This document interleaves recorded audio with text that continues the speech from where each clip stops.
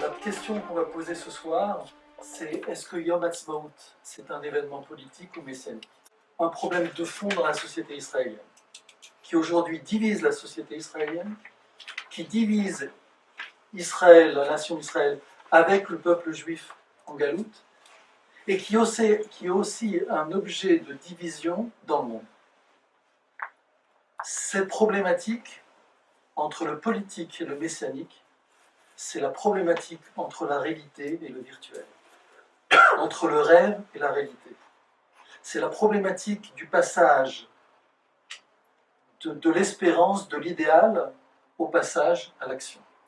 Ça, c'est une problématique qui est propre au peuple juif, on va voir, et ça nous a créé beaucoup de soucis, beaucoup de problèmes, entre autres l'exil. Puis c'est une problématique qu'il y a tout l'individu qui est bloqué des fois dans son action. Et c'est pas qu'il est bloqué, c'est qu'il se bloque. Et donc, on va voir comment ça se relie à la pensée de Manitou et surtout à Yom Ha'atzmaut. Il y a l'événement massif. La nuit du 15 au 14 mai, du 14 au 15 mai, les Britanniques quittent le pays. C'est énorme. L'Empire britannique, c'est une puissance coloniale énorme, beaucoup plus puissante que la France. Sortir de l'Empire britannique, c'est pratiquement... Enfin, c'est pas que c'est pas impossible, puisque les Indiens aussi, plus ou moins à la même époque, ont réussi. Mais c'est inimaginable. Ce qui est encore beaucoup plus inimaginable, c'est d'imaginer, de voir un peuple qui n'existe pas, venir s'installer dans la région la plus demandée, la plus convoitée dans le monde. C'est le Moyen-Orient, et on voit aujourd'hui, c'est Eretz Israël, on voit aujourd'hui la centralité, la problématique que ça représente.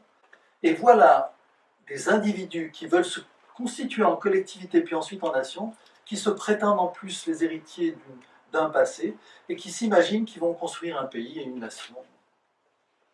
Alors qu'on voit aujourd'hui combien vivre dans ce pays, combien c'est difficile. Et combien justement les grandes puissances du monde ont des difficultés. Et évidemment, c'est encore beaucoup plus merveilleux de voir combien ce pays, avec si peu d'histoire, devient un exemple dans le monde sur le plan technologique, sur le plan spirituel, sur le plan médical, etc. C'est inimaginable. Et donc, dans l'après-midi du 14 mai, Ben Gurion doit proclamer l'indépendance de l'État d'Israël. זוהי זכותו הטבעית של העם היהודי להיות בכל עם ועם עומד ברשות עצמו במדינתו הריבונית. C'est un long processus qui commence bien avant évidemment Herzl. Malheureusement, ceux qui ont précédé Herzl, c'était des grands. Le Hari Akadosh, le Baal Shem Tov qui voulait venir, Rambam qui est venu, des grands, et qui n'ont pas réussi. Et puis voilà que Herzl, qui est un juif assimilé, lance cette idée et qui commence à faire son chemin. Mais voilà que Ben Gurion, lui, est en face vraiment du précipice. Il faut décider, il faut prendre une décision. C'est énorme. Parce qu'au moment où il va prendre la décision, il a tout l'espoir messianique derrière lui. Tout l'espoir du peuple juif qui a rêvé, qui a espéré pouvoir venir prier au Kotel, pouvoir... C'est inimaginable. Et puis évidemment cette force du sionisme, Herzl qui est derrière lui, et lui doit prendre une décision à ce moment-là, proclamer, en fait il n'a pas le choix.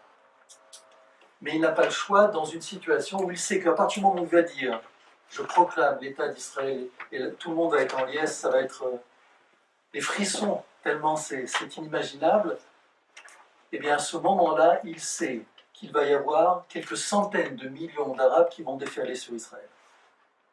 Quand on dit déferler sur Israël, c'est quelques centaines de milliers de personnes qui ne savent pas ce que c'est les armes. Une bonne partie viennent juste de sortir des camps. Ils sont à peine capables de se prendre en charge, et on ne parle pas de l'impact psychologique. Donc c'est ces centaines de milliers de personnes qui doivent affronter des armées déjà organisées, entraînées par les Britanniques. C'est presque suicidaire. C'est d'ailleurs ce que vont dire certains rabbins à Ben Gurion à ce moment-là. Ils vont dire pourquoi tu vas mettre le peuple juif en pikuach nefesh, en danger de mort. Ne fais rien. Continue comme ça, et puis avec le temps, Bezrat Hashem. Ça, c'est le danger par rapport aux Arabes, mais aussi, il y a aussi un deuxième défi, c'est par rapport aux nations. Une des nations qui est derrière Israël à ce moment-là, les Russes. Les Russes sont derrière Israël, beaucoup plus que les Américains. Les Américains ne soutiennent pas vraiment Israël.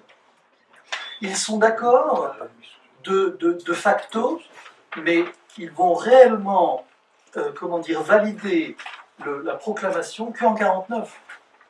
De nombreux pays, on ne parle pas de l'Angleterre, de nombreux pays s'opposent, parce que tout simplement ils ont des intérêts ici. Donc à partir du moment où Israël va proclamer l'État d'Israël, eh ben, on sait très bien, ce qu'on voit aujourd'hui, c'est le début de la fin avec l'ONU. C'est-à-dire ceux qui nous ont donné en 1947, petit à petit avec le temps, ils vont vouloir nous le reprendre et nous le nier. Ça c'est la deuxième chose. Le troisième défi qui se pose, c'est le défi de l'accueil. Comment ces milliers de personnes dont on parle, qui sont des rescapés des camps, qui ont besoin d'aide, de secours, de support, vont être capables d'accueillir des millions de personnes? Quand on voit la problématique que pose ce qu'on appelle la Klita, l'intégration, c'est énorme. Ça n'a pas été facile. Il y a eu des problèmes tout au début. Entre autres avec justement les émigrés des pays d'Afrique du Nord, du Maroc. Mais c'est énorme. C'est énorme quand on voit aujourd'hui la difficulté qu'ont les nations à intégrer quelques milliers de personnes. Donc, il a un problème. Bien sûr qu'il n'a pas le choix. Il n'a pas le choix parce que la femme va accoucher, le bébé est là, il n'y a pas de possibilité, il doit proclamer l'indépendance de l'État d'Israël. Mais ce n'est pas facile. Il va entre autres envoyer des messagers à Léon Blum. Et Léon Blum va lui dire, pas le choix, tu as aujourd'hui une ouverture, peut-être que tu ne l'auras pas demain. Il faut la saisir. De toute façon, ça fait trop longtemps qu'il y a cette volonté. Aujourd'hui, ça se présente, il faut la prendre. Donc il va décider, à ce moment-là, Ben Gurion va proclamer l'État d'Israël. Alors, en entendant ces mots, il faut entendre aussi l'histoire du peuple juif. C'est-à-dire, c'est quoi l'histoire du peuple juif? C'est d'abord l'histoire des Avot, Avraham, Yitzhak et Yaakov. Il y a Israël, il n'y a pas d'Israël. C'est seulement Yaakov, troisième patriarche, qui, lorsqu'il revient d'exil, après avoir combattu cet ange, c'est-à-dire après avoir prouvé qu'il était capable à la fois d'une puissance matérielle, chez Lavan, il s'est développé, il a développé ses richesses, donc matériellement, il a été capable de dominer la matière et de s'enrichir, de gérer une famille de 12 enfants. Et puis, sur le plan spirituel, il est capable de se battre contre un ange. C'est presque... On ne sait pas de quoi il s'agit. Mais déjà, se battre contre des forces spirituelles, on n'est pas capable. Et déjà, simplement gérer nos rêves, c'est déjà une difficulté. Mais un homme qui est capable d'affronter des forces supérieures, des forces divines, c'est un être qui est capable d'avoir une puissance matérielle, une puissance spirituelle. Au moment où il sort de l'exil, il devient Israël. Au moment où nous sortons en tant que juifs de l'exil, c'est l'État d'Israël. Ça donnait des frissons dans le dos. C'est la même chose. Ce que va dire ici Manitou par rapport à ces événements, eh bien, on connaissait cette date. Alors, il ne s'agit pas ici de démontrer la puissance de la connaissance qu'il y a dans le judaïsme, le savoir. Il ne s'agit pas de ça. Il ne s'agit pas de voyance, il ne s'agit pas de connaître la... C'est que tout simplement, il y a une connaissance du processus des choses, des événements. C'est comme un médecin qui pourrait dire à une femme, voilà, dans 9 mois, tu vas accoucher. Il n'est pas devin, mais il connaît les mécanismes biologiques. Nos sages connaissaient ces mécanismes de l'histoire. Et dans ces mécanismes de l'histoire, nous savions qu'il y avait un intervalle de 2000 ans. Ce qu'on appelle les temps messianiques sont censés se passer sur un espace-temps de 2000 ans. C'est-à-dire que sur 2000 ans, eh ben, la sortie d'exil aurait pu se passer. Il y a 2000 ans déjà, nous aurions pu sortir de la galoute. On y est resté. C'est aussi une des problématiques. Toujours est-il que la date de la proclamation de l'indépendance d'Israël, c'est une date limite annoncée par nos kabbalistes. Ils savent que c'est une dernière opportunité. Après ça, c'est plus possible.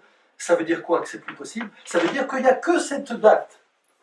À partir du moment où cette date arrive dans l'histoire, ce n'est pas par les mérites que on va acquérir cette terre, c'est simplement par les mécanismes de l'histoire. Le Gaon de Vilna va dire sur cette chose-là, il va dire Chas v'Shalom. Quand on a des problèmes dans la vie, quand on le réfléchit à ces problèmes, quand on essaye de les devancer, alors ça ne se passe pas trop mal. Voire même, ça se passe bien. On ne sent même pas la difficulté. Et puis, il y a des situations où on n'a pas le temps de se préparer aux problèmes, où on ne les voit pas. Et puis ça nous tombe sur le... Et là, vraiment, c'est dur. Parce qu'on non seulement on est préparé, on est sous le choc, on ne sait pas quoi faire, et on va peut-être mal réagir, et au lieu d'essayer de résoudre la difficulté, ben on va se... Et bien ici, on est dans cette situation où nous sommes rentrés en Israël parce que c'était le temps de rentrer, pas parce que nous avions spécifiquement le mérite. Et là, c'est ce que va dire le Or HaChaim HaKadosh. C'est un commentaire de l'Or HaChaim HaKadosh dans la paracha d'Azria. Goy Mikered Goy, une nation du dedans d'une nation. C'est dans Dvarim. Veota Geoula, Tachlit Lo Amad, Ki Nirchav Abait Vegalu, Veaya Mashaya. Cette délivrance de la sortie d'Égypte, son but n'a pas été atteint. Pourquoi? Parce qu'au bout du compte, ça a débouché sur la destruction des deux temples et sur deux exils. Donc, quand on parle de la délivrance d'Égypte, puis on s'aperçoit que, bien sûr, c'est un événement fondateur. De cet événement fondateur, on va faire, pendant des millénaires, on va fêter Pessah. Pendant Pessah, on lit le Hallel. C'est une fête de la joie, c'est une fête de la délivrance, c'est tout ce que vous voulez. Mais ce n'est pas vraiment Pessah. Pessah, si on doit dire Pessah, c'est vraiment je sors d'Égypte, c'est terminé. Quand on sort d'un problème, on le résout, il n'y a plus rien après. C'est ça. Eh bien, la sortie d'Égypte, c'est un événement fondateur, mais il n'a pas abouti dans le sens où on n'est pas retourné sur notre terre pour l'éternité. Il explique ici le Or HaChaim que, a priori, ce temps de la délivrance dont on parle, du fait que ça arrive en son temps, eh bien, nous ne sommes pas méritants. C'est-à-dire, ça vient en son temps. Mais malgré tout, nous avons un mérite. Ce mérite, c'est cette souffrance que nous avons endurée pendant 2000 ans. Garder l'identité juive pendant 2000 ans, c'est impensable. Vous voyez toutes les générations qu'on a derrière nous, c'est impensable. Nous devrions être des milliards aujourd'hui. Quand on voit l'islam qui a débuté dans les années 500, il y a à peine 1500 ans, et qui sont presque au-delà d'un milliard, vous imaginez le peuple d'Israël qui était au plan du Beth Amikdash. Je parle du Beth Amikdash Sheni, c'est-à-dire après les autres, un précédent exil, on était déjà des millions. On parle de millions qui ont été tués pendant la destruction du deuxième temple. On devrait... Et voilà, nous sommes à chaque fois une poignée, pas plus. Et on passe 2000 ans de génération en génération, et on est là. C'est-à-dire qu'on s'appuie chacun de nous sur une infime part du peuple juif, qui étaient nos grands-pères, qui eux-mêmes s'appuyaient sur des rescapés de ceux qui ont vécu la Shoah en Allemagne, en Afrique du Nord. C'est inimaginable. Eh bien, ici, nous avons effectivement ce mérite d'avoir gardé notre identité. Et on voit combien c'est difficile. Mais c'est extraordinaire.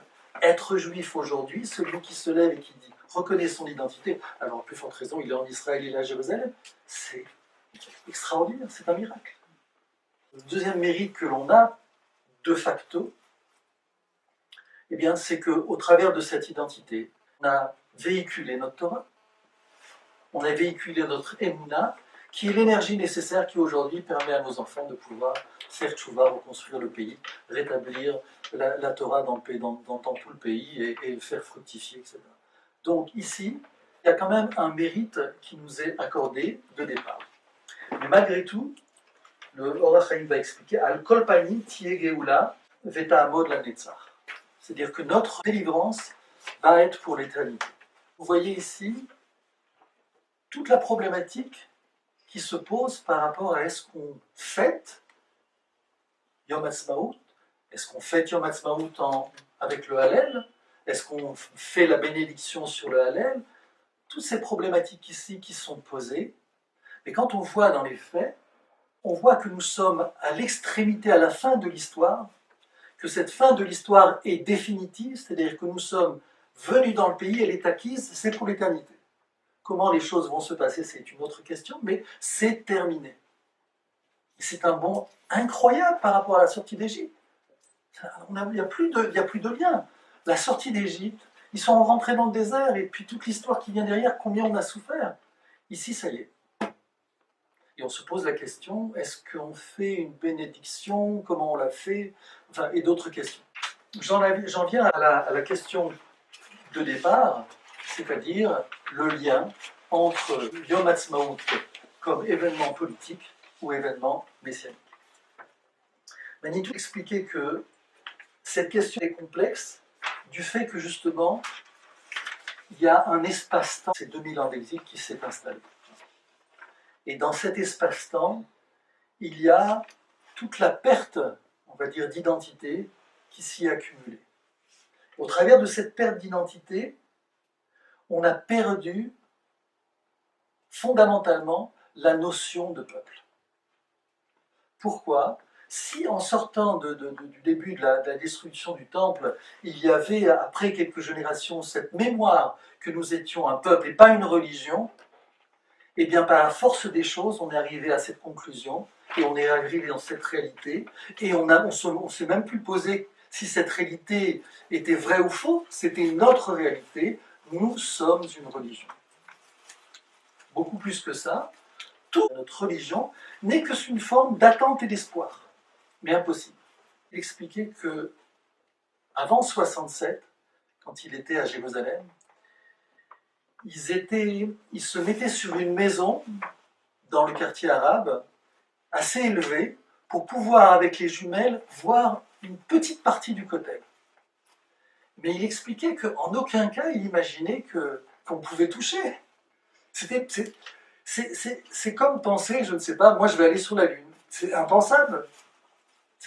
On n'y pense même pas. Et il expliquait que ça ne nous venait même pas à l'esprit.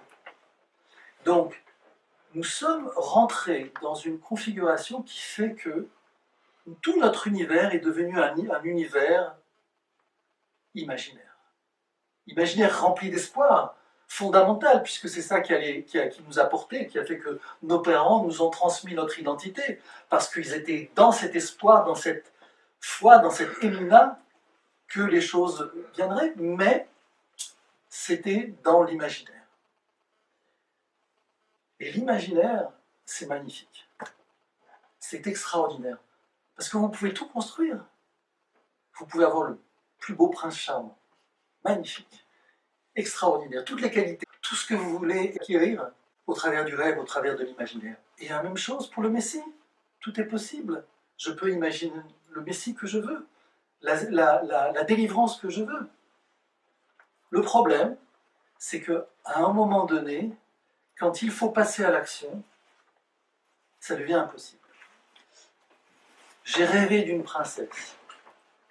Je l'ai imaginée dans mon esprit, je ne sais même pas si je lui ai donné une forme, ou en tout cas je l'ai imaginée, et on va me présenter quelqu'un de chair et d'os, avec des yeux qui peut être démarqués. Enfin, c'est pas possible. Comment je peux faire correspondre mon imaginaire avec cette réalité? Ne parlons pas que, bon, dès qu'on se rencontre après le mariage, et puis vous savez, vous connaissez. Pour toute chose. Donc l'imaginaire est confortable. Parce que ça me permet de continuer une force de croyance et d'espoir, tout en n'étant pas impliqué dans la réalité. Et on va voir que c'est une problématique qui apparaît chez les non-religieux, chez les religieux et chez les nations. Chez les religieux, c'est la problématique du Mashiach. On ne sait plus de quoi on parle. Le Mashiach, j'attends le Messie, j'attends le Messie. Alors c'est beau, parce qu'en même temps, on attend, on fait des mitzvot, on étudie la Torah, c'est extraordinaire. Oui, mais à un moment donné, l'enfant, il est là. Il faut agir. La mère qui ne voit pas l'enfant, c'est problématique. Vous connaissez tous le problème des femmes porteuses. C'est-à-dire, ce sont des femmes qui prêtent leur matrice pour permettre à d'autres personnes d'avoir des enfants. C'est extraordinaire. Mais aujourd'hui, il y a la loi qui a été changée parce qu'ils se sont aperçus que ces femmes qui sont mères porteuses, qui généreusement offrent une matrice à des gens qui n'ont pas pu avoir d'enfants, à un moment donné, au moment de l'accouchement, c'est l'éclatement, c'est l'explosion. Je ne peux pas donner mon enfant. Je ne peux pas, c'est mon enfant, c'est pas possible. À ce moment-là, la loi maintenant prévoit que si la mère porteuse change d'avis, à ce moment-là, eh bien, tout le mécanisme d'adoption est interrompu. Pourquoi ? Parce que ici, c'est plus possible devant une certaine réalité. On ne peut plus ne rester sans réagir. Si la personne reste sans réagir, alors effectivement, l'enfant n'a pas tellement d'importance pour cette personne, on peut le donner à une autre. Et donc ici, si le monde religieux, dans cette espérance vraie d'un monde meilleur, qui est le monde des temps messianiques, quand ce monde-là se présente, quand cette opportunité se présente, n'enclenche pas, alors c'est problématique. C'est problématique. Les Khamim nous l'ont enseigné par rapport à la Gemara, mais les médecins nous le diront. Une femme qui porte un enfant, qui refuse cet enfant de mettre au monde, c'est la catastrophe. Parce que l'enfant qui reste dans la matrice de la mère va simplement empoisonner la maman. En même temps que lui-même va disparaître, il va aussi empoisonner. Et donc c'est à la fois l'enfant et la mère qui disparaissent. Donc c'est pas possible. Ici, il y a une problématique profonde de ce manque de volonté d'agir qui vient compromettre le véritable espoir, le véritable message qu'il y a dans la Torah. La deuxième problématique, c'est par rapport aux gens qui ne sont pas religieux. Et à ce moment-là, on va imaginer un idéal parfait, l'humanisme. L'humanisme. Respecter son prochain. Les droits de l'homme. Et on va construire l'ONU. Extraordinaire. C'est tellement d'idéal de l'homme, d'espoir, d'égalité, la fin de la fin dans le monde, des guerres, tous ces espoirs qui animent ces personnes qui sont justes, qui sont des valeurs, mais en même temps sont irréelles. Quand on voit l'impuissance ici de l'ONU, c'est hallucinant. Quand on voit le nombre de personnes qui s'investissent dans ces mouvements, soi-disant de liberté, d'égalité, du respect de l'autre, et qui sont en fait exactement le contraire, on comprend qu'il y a un problème ici entre l'imaginaire et la réalité. Ils veulent nous vendre de l'imaginaire. C'est le Père Noël. C'est les Palestiniens. Le pauvre peuple imaginaire qui n'a jamais existé, mais auquel on va greffer un certain nombre de qualités, de victimes, etc. et tout, qui va permettre à l'imaginaire des personnes de s'imaginer, voilà, je vais pouvoir sauver, je vais pouvoir permettre à ces gens qui souffrent, qui sont mal nourris, maltraités, je vais pouvoir permettre de les relever, et voilà que je me retrouve à la tête d'un mouvement humanitaire complètement irréel, voire même destructeur. Et ça va se reproduire à la fois sur le plan dans la société israélienne et dans le monde entier. C'est la problématique aujourd'hui auquel on fait face, et on ne sait pas se défendre, parce que comment voulez-vous expliquer la réalité à quelqu'un qui ne veut pas la voir, et qu'il est dans l'imaginaire? C'est pas possible. Donc, la principale ici qualité de ce que nous sommes, c'est justement cette rencontre entre le véritable idéal imaginaire messianique, le plus fort, le plus puissant qui soit, et la réalité. Et c'est là où justement Ben Gurion, ça devient historique. C'est-à-dire qu'il nous fait rentrer de plein pied dans cette réalité, même si elle est difficile, mais c'est ça qui va nous permettre vraiment de réussir. Parce que là, nous allons avoir la possibilité de montrer que ce que nous avons acquis sur le plan spirituel, sur le plan matériel, nous sommes capables de le construire. Et là, c'est ce que les nations n'ont pas compris. C'est-à-dire, qu'est-ce que c'est le peuple juif chez les nations? C'est tout simplement des gens qui ont une expérience, une connaissance, un savoir particulier qui permet de nourrir les nations. On a traversé les nations, chacun dans un pays quelconque, on a pu apporter notre connaissance, notre savoir, notre moralité, et pouvoir aider à féconder ces grands empires, l'Espagne, l'Allemagne, etc.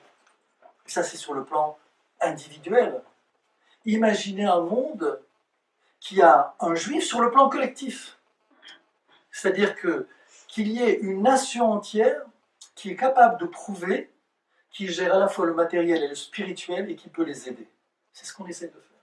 Ça. Mais voilà. Nous sommes confrontés avec cette nécessité de faire rejoindre le spirituel et le matériel. Nous sommes confrontés dans cette réalité. Et puis, on vient se présenter avec nous sous une forme complètement irréelle. Dans cette problématique dont on explique entre justement ce rêve et cet imaginaire, alors il va y avoir ici plusieurs expressions de ce conflit au travers de Yom Ha'atzmaut. Dans la manière de célébrer Yom Ha'atzmaut, on va voir qu'il y a cette expression qui va apparaître. D'abord, il y a l'expression de l'antisioniste.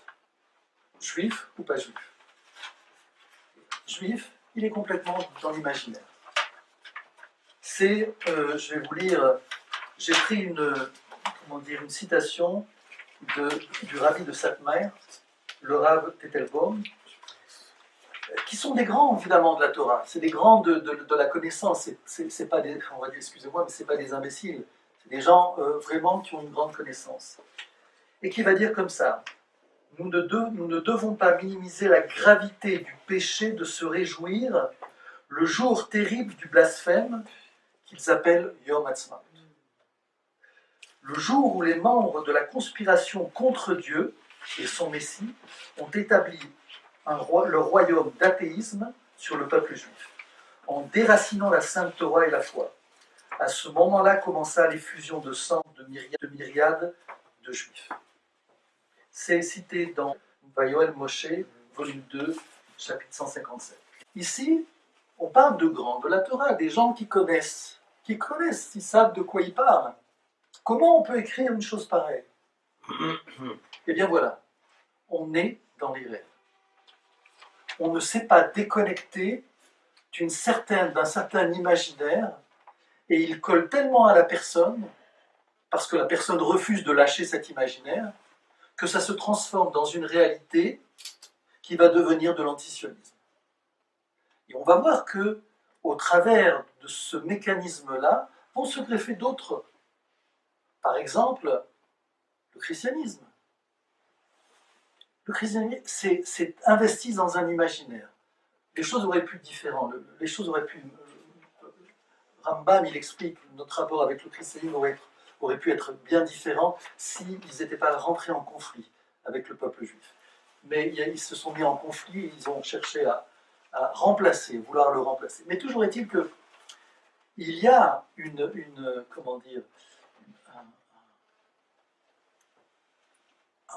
constante recherche d'un certain imaginaire.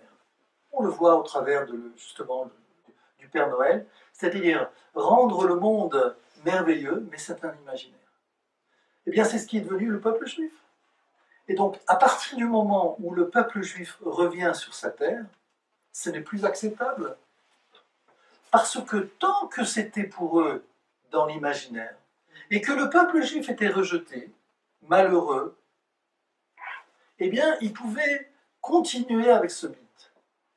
L'imaginaire pouvait fonctionner.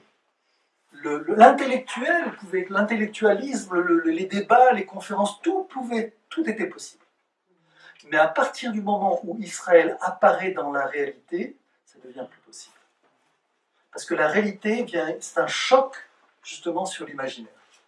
Et donc il faut bloquer on ne peut pas, c'est soit nous, et notre imaginaire, soit eux, et qui viennent complètement faire exploser nos rêves.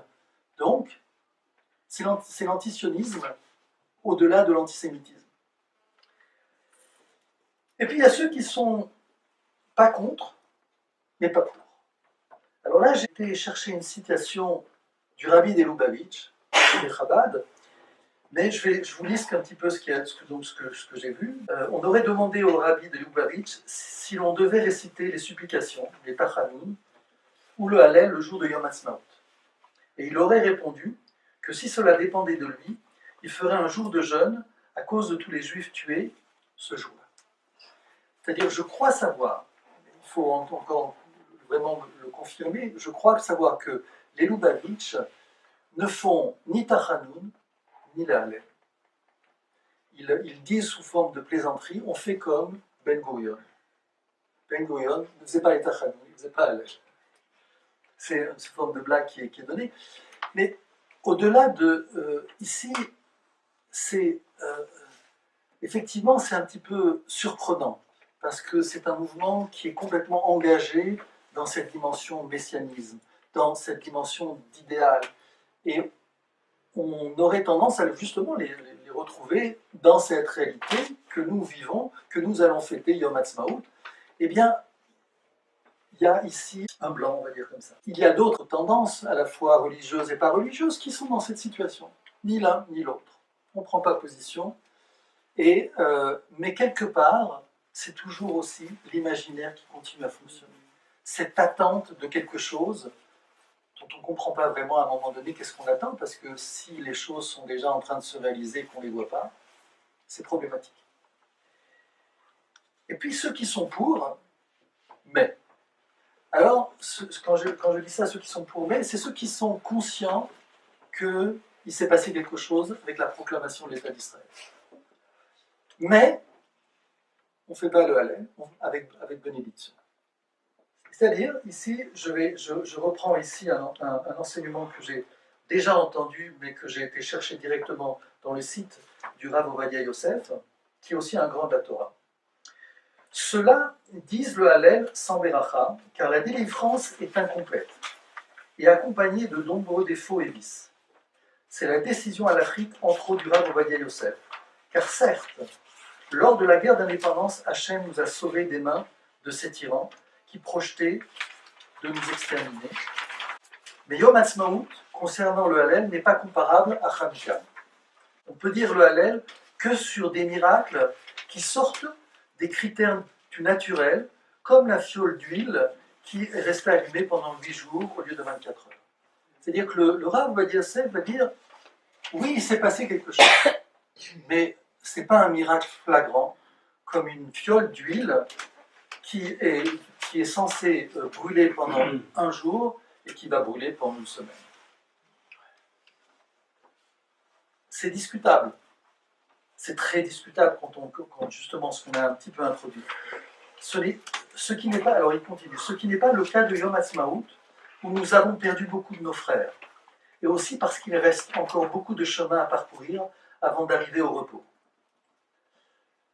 Que ce soit sur le plan militaire, politique, moral ou sur le plan spirituel, nous sommes tombés très bas. Nous sommes tous témoins de la décadence morale de la population. Donc on ne pourra pas réciter le Hallel. Mais on ne pourra pas réciter le Hallel avec bracha. Ici, il y a un énorme problème que les Chachamim mettent en évidence. L'enfant, il vient de naître. Tu vas lui faire sa bar mitzvah. Il va déjà être en mesure de faire les mitzvot, les tfilines, etc. et tout. Non. Quand l'enfant il naît, jusqu'à l'âge de 13 ans, c'est tout ce temps où il va arriver à une certaine maturité qui fait que la Torah elle-même va lui permettre de recevoir les commandements. C'est seulement au moment de la bar mitzvah qu'il reçoit les commandements. Jusqu'avant, il est libre de ne pas les faire. Et s'il ne les fait pas, en tout cas, il n'y a pas d'obligation. Voire même, jusqu'à un certain âge, il ne doit pas. Il y a des possibilités avant 13 ans que l'enfant puisse pratiquer. Mais concrètement, c'est à partir de l'Armin Bar Mitzvah. Donc qu'est-ce qu'on demande au peuple juif avec toute cette histoire, dans le contexte dont on sait? C'est-à-dire que nous ne sommes pas venus par notre mérite de faire tchouva, on est venus contraints et forcés. Ça veut dire qu'il y a des gens, nous, on ne sait même pas pourquoi on est là. Alors encore plus, celui qui n'a aucune notion de l'histoire de la Torah, il ne sait même pas. On va lui demander déjà laisse-le déjà grandir, laisse-le réaliser, laisse-le apprendre son histoire, laisse-le grandir jusqu'à la bar mitzvah. Ici, c'est aussi un autre problème dont on a vu tout à l'heure. C'est-à-dire que nous sommes dans des temps plus grands que Pessah. Nous sommes dans des temps où il n'y a plus de galoute, c'est terminé. Nous sommes arrivés dans le pays, c'est terminé. Ce que Moshe Rabbeinu, malheureusement, n'a pas fait. Et pourtant, il y a eu Shirat Hayam. Et pourtant, on fait le Hallel en entier. Et bien voilà. On se pose des questions, est-ce qu'on fait le Hallel? C'est hallucinant. C'est-à-dire qu'ici, des fois, j'ai l'impression que, je ne veux pas discuter du Rav Yosef, je ne suis pas de sa taille, mais sur le principe ici, on se pose, quelqu'un qui ne comprend pas, un enfant qui ne comprend pas, il ne comprend pas. Alors c'est normal. Mais quelqu'un qui comprend à demi, il a déjà la conscience, il a le savoir qui lui permet de comprendre, et il ne voit pas ce que nous on voit, c'est encore plus surprenant. Quelqu'un qui ne voit pas, il ne voit pas. Il n'est pas là, il n'est pas là. Mais quelqu'un qui est là et qui ne voit pas le miracle qui s'est déjà produit, c'est... Alors, c'était une chose qui rendait Manitou, je ne sais pas quel mot utiliser, mais ne comprenez pas. Vous voyez la massivité de ce qui...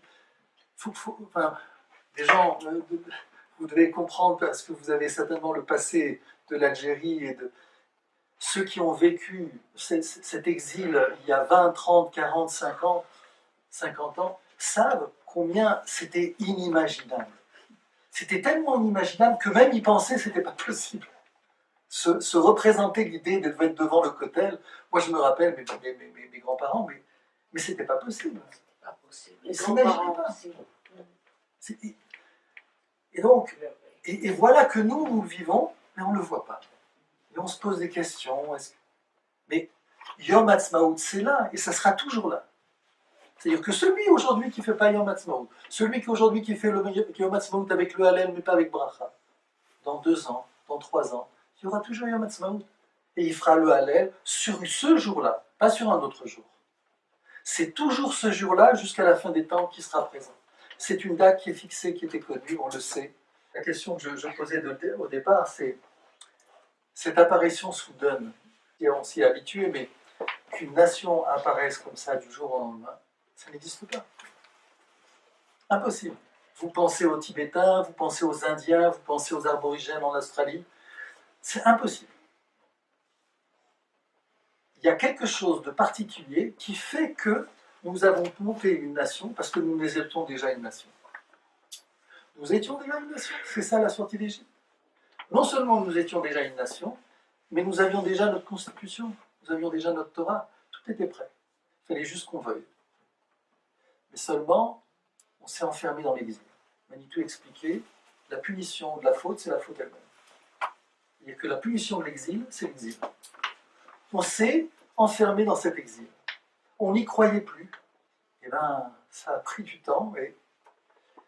Et donc, là, je vous ai amené simplement quand on lit aujourd'hui les prophètes, c'est même plus la peine d'ouvrir un journal. On le lit et on le comprend. C'est tellement notre réalité que ça. Alors, je vous lis simplement ici, je vais lire la traduction, mais pas en hébreu, d'un passage de Jérémie, chapitre 16, verset 15. Et on ne dira plus « Vive l'Éternel qui a fait monter les enfants d'Israël du pays d'Égypte », mais « Vive l'Éternel qui a fait monter, qui a ramené les descendants de la maison d'Israël du pays du Nord et de toutes les contrées où je les avais relégués pour qu'ils demeurent dans leur patrie. » Akadosh Baruch Hu déjà de la bouche de Jérémie, nous prévient que ça ne sera même pas comparable à la sortie d'Égypte. C'est ce qu'on dit à Pessah. Est-ce qu'on va raconter à notre époque la sortie d'Égypte? La question se pose. Et à Pessah, nous sommes sortis dans la délivrance, mais aujourd'hui nous vivons aussi une délivrance. Donc, est-ce qu'ici il ne va y pas avoir opposition?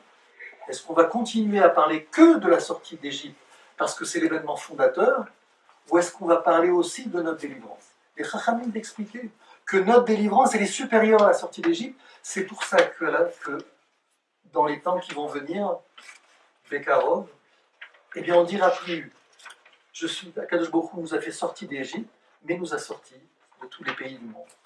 Et on rappellera de manière secondaire la sortie d'Égypte. C'est-à-dire que notre Haggadah de Pessah va changer. Déjà, on fera la 5e coupe, ça c'est sûr, mais elle va changer. Et ici, c'est un petit peu ce que j'avais commencé avec l'histoire du roi Ézéchias et Chizkiyahu, ce que j'avais commencé à donner en exemple par rapport à la femme porteuse. Dans la Gemara de Sanhedrin 84a, il y a des paroles qui sont prêtées à Kadosh Baruch Hu. Dieu demanda de faire le roi Ézéchias, Chizkiyahu, le Mashiach, le Messie. C'était un grand roi pieux dans la Torah qui a su donner les directions qu'il fallait au peuple d'Israël. Et la vertu de la justice, Midat Adin, s'approche devant le Akadosh Baruch Hu et lui dit comment David, le roi d'Israël, qui a dit tant de cantiques, de louanges en ton honneur, tu ne l'as pas élu ici. Et le roi Ézéchias, pour lequel tu as fait tous ces miracles, puisqu'il a décimé l'armée de Sanchériv en une nuit, il s'est levé, il n'avait rien à faire, et à lui tu vas le faire Messie. Tout de suite, les portes se sont refermées. Chizkiyahu HaMelech, le roi Ézéchias, aurait pu devenir le Messie, mais il n'est pas devenu le Messie parce qu'il n'a pas été capable de faire des louanges à l'Éternel. Alors maintenant, vous allez vous poser la question. Celui qui a légiféré les règles concernant les temps messianiques et du Mashiach, est-ce que le Rambam a dit dans ses Ilchot du Messie, est-ce qu'il est écrit que le Messie doit savoir chanter? Parce que c'est ça. Yerescal, ne sachant pas chanter, alors il ne devient pas le Messie. De quoi on parle? Parce qu'il n'a pas été capable de chanter, de faire des louanges. Bon, ben, il va les faire plus tard. Ou il faut lui laisser le temps de prendre conscience de ce qui est en train de se passer. Et puis, il va faire des louanges. Donc, pourquoi c'est si important? C'est exactement l'exemple que j'ai donné tout à l'heure. La mère porteuse. C'est-à-dire la femme qui, au moment de la naissance, elle crie. C'est mon fils, c'est mon enfant, c'est ce cri-là. Ce cri-là, il vient dire c'est mon fils. À partir de maintenant, c'est mon fils, je m'en occupe jusqu'à la fin, j'en suis responsable, j'en assume la responsabilité, vous pouvez compter sur moi, je le garde. C'est mon fils. Mais s'il n'y a pas ce cri, eh bien, on sait ce qui va se passer. C'est déjà, l'attachement déjà n'y est pas. Alors évidemment, avec les années, dans les choses, cet attachement-là qui est si faible, ben, il ne va pas tenir. C'est aussi l'histoire du roi de Salomon, avec le fameux procès et les femmes qui se préparent. Vous connaissez l'histoire. Et donc, on comprend ici. C'est-à-dire qu'il y a une prise de conscience au moment de la Géoula qui est fondamentale. Et on se pose des questions si on fait le Hallel avec bracha ou pas bracha. Akadosh Baruch Hu, il dit, mais au moment de la délivrance, ta joie, elle explose.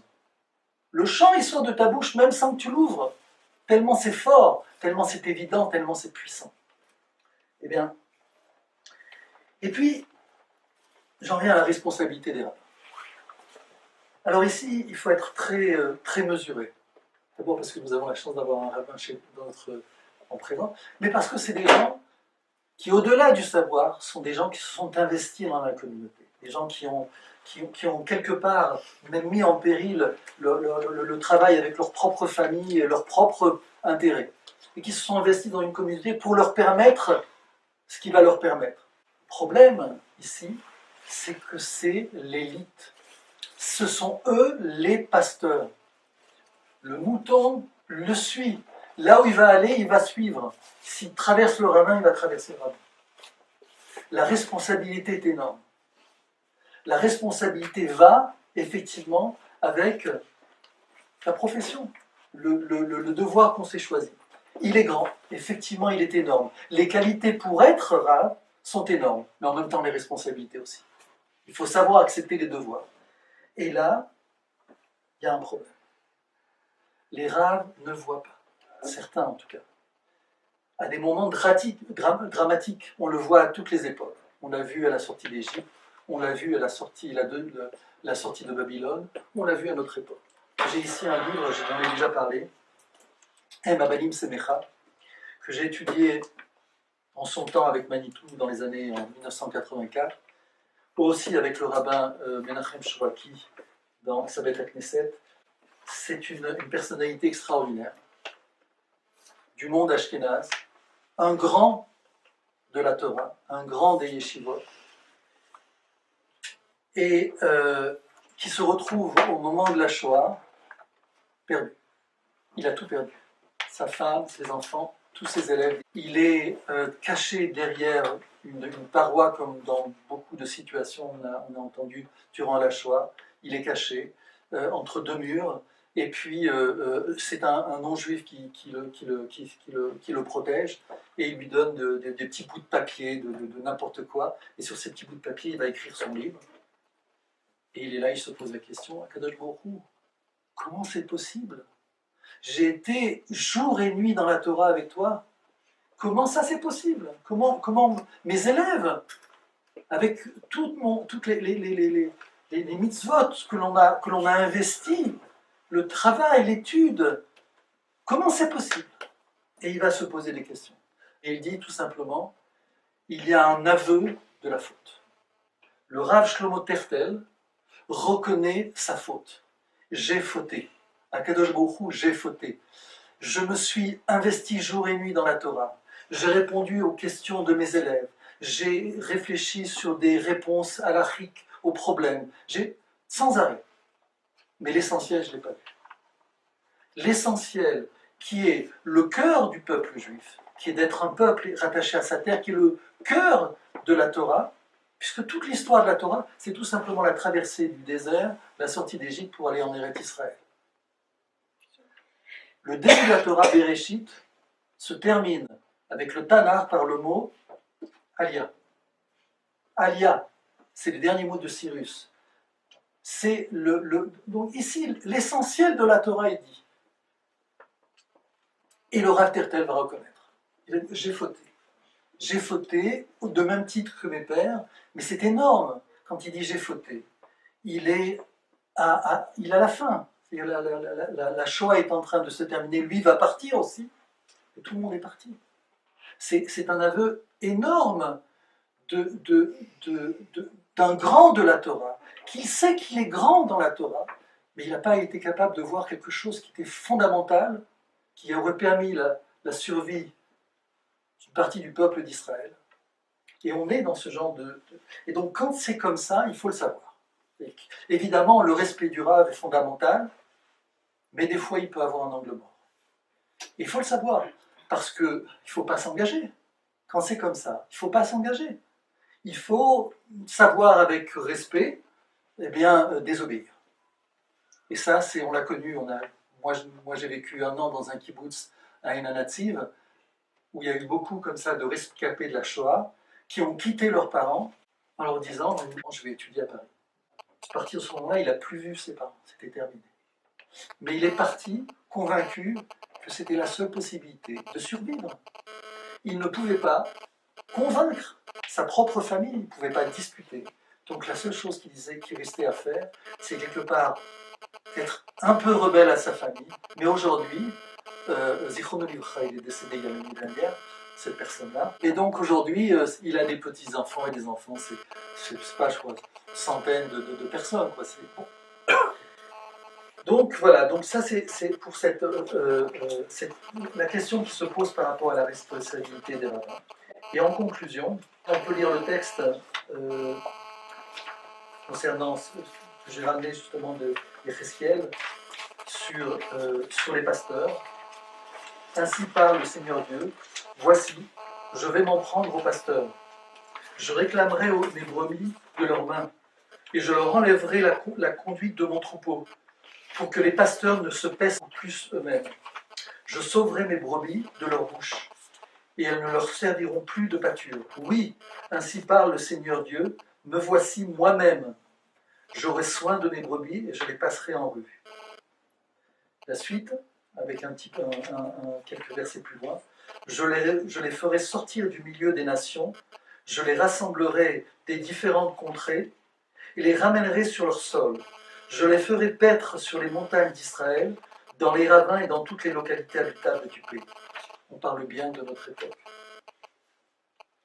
On parle bien de notre époque. C'est dur, c'est vraiment dur, parce que c'est clair que c'est des gens de grande valeur, une grande connaissance, une grande puissance spirituelle, des gens qui se sont investis dans leur communauté. Mais ils ont raté l'essentiel. C'est terrible. Et alors la conclusion. La conclusion, il faut terminer avec Isaïe. Qui a entendu pareil fait? Donc on se posait la question de Yom Ha'atzmaut, est-ce que c'est un fait politique? Est-ce qu'on doit faire les prières? Est-ce que c'est messianique? Voilà ce que nous répond Échaïa. C'est un verset que vous connaissez.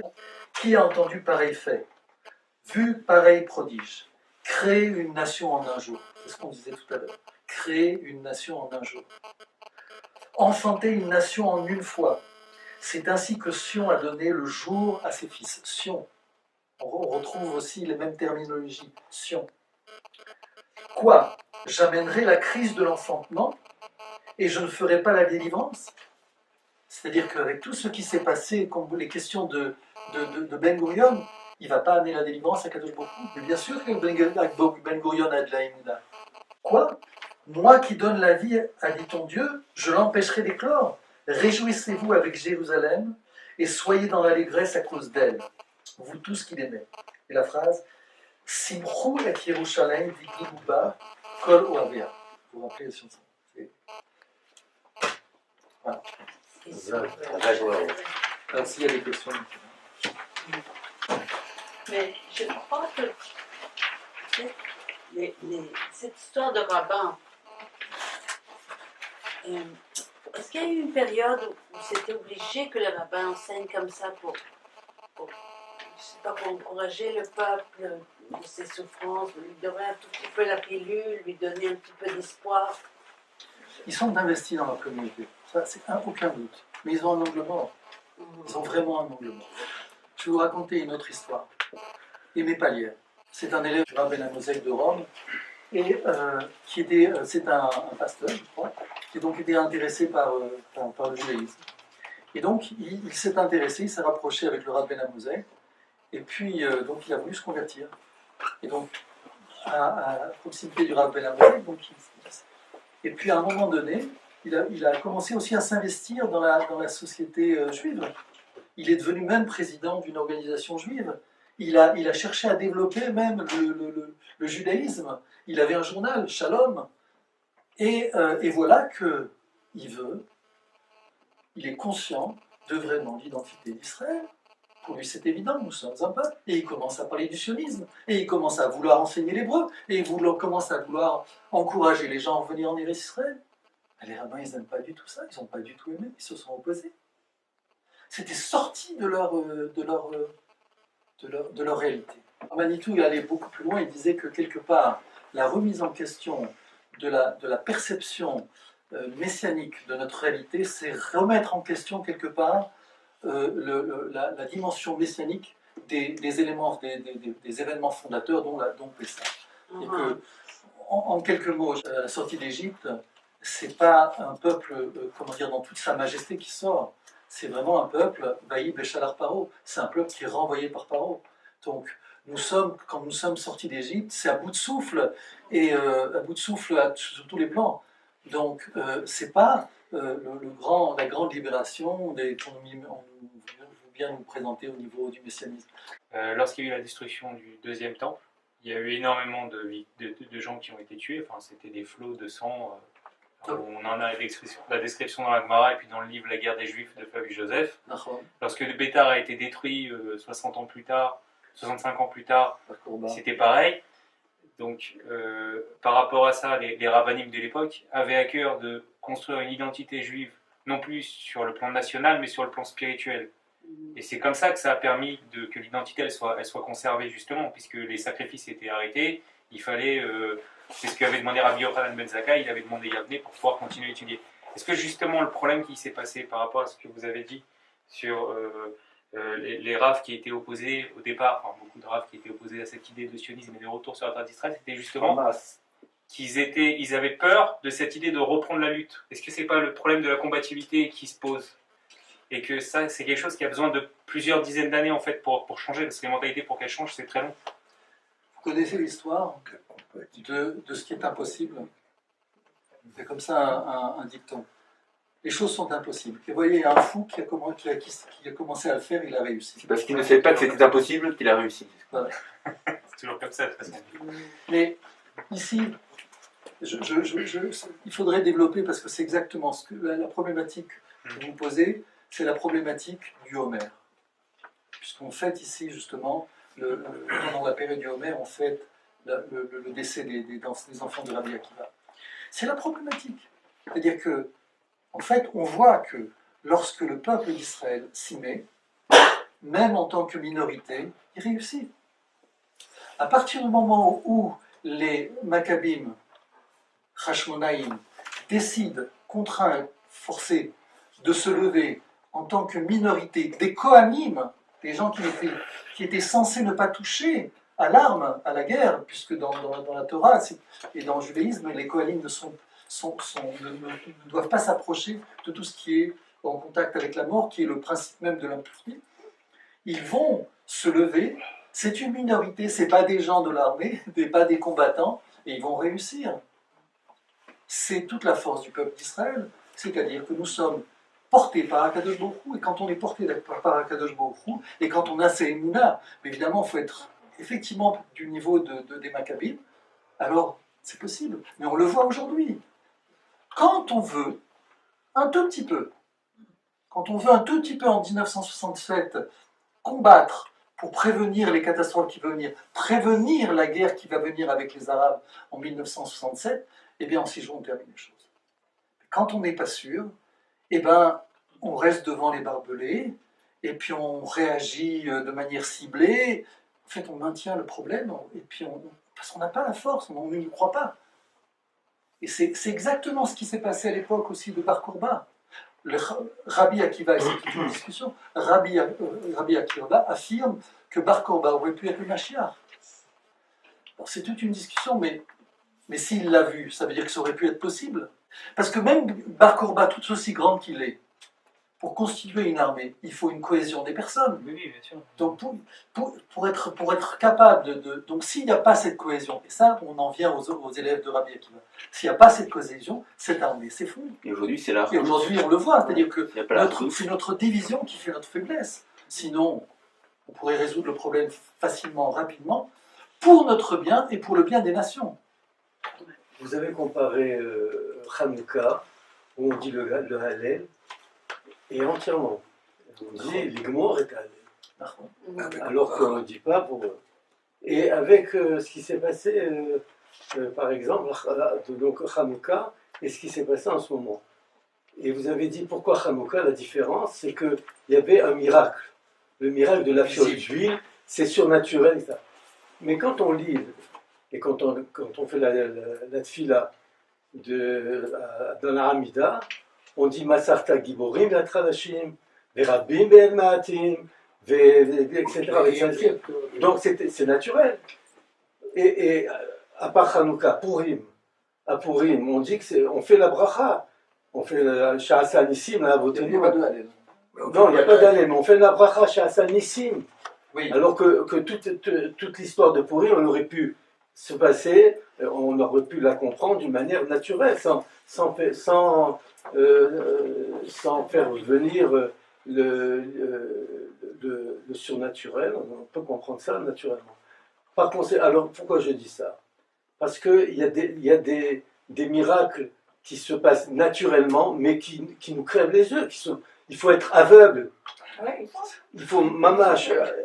Et malheureusement, il faut le dire, on a un rabbanim, kol hakavod, extraordinaire, mais je ne citerai pas un très très grand rabbin en Pologne. Il y avait un juif de sa communauté qui avait de la famille aux États-Unis, et vers les années difficiles, 37, 38, 39, il a été voir le rabbin, et il lui a demandé, il a dit, j'ai de la famille, je vais quitter la Pologne, je vais aller rejoindre la terre brûle. Il a dit, Chas v'shalom, surtout ne pas y aller. Là-bas, s'il n'y a pas, c'est la Touma, c'est la... Restez, il est resté, il est resté. Oui, enfin, quand j'ai parlé de Hanouka, je citais le psak à la fin du Rav Ovadia Yosef, qui a été... oui, je trouve. C'est sûr que le miracle de Hanouka, c'est pas la fiole. Le miracle de Hanouka, c'est la bataille. On sait très bien.